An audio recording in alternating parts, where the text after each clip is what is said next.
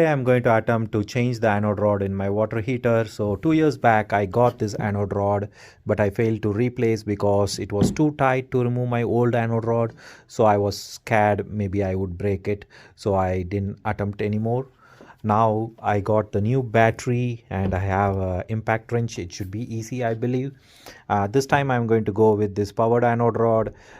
It removes the sulfur smell. Even though I don't have, it's great if somebody has, and it stops the corrosion.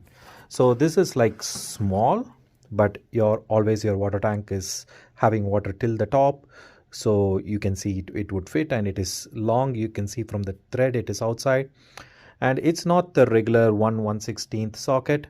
You should use a wrench to fit this one. Once you remove that, and it has a power supply, a small electricity will be passed through this, and that will eliminate or will not allow the corrosion to happen. So you need a 1/116th to remove the regular size anode rod. Let's go and see how this works. Okay, so the next step is to turn off your water heater. If it is a gas water heater, just put it in pilot. Then you should turn off the gas, in my case, which is here. Then you have to drain like 3 to 5 gallons of water, which you can do it through the drain. Before draining, turn off your water line or else it will fill up back. Now you have to locate your anode rod. Usually it is on the top. You can see there.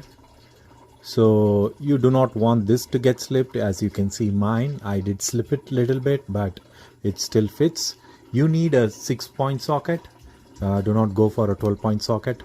It's a 1/16th 6-point socket. Yeah.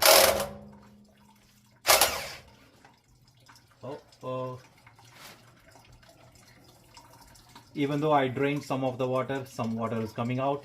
You can see this is what left out of my anode rod. So before you're going to install your new anode rod, go ahead and do some Teflon seal on it and tightening it.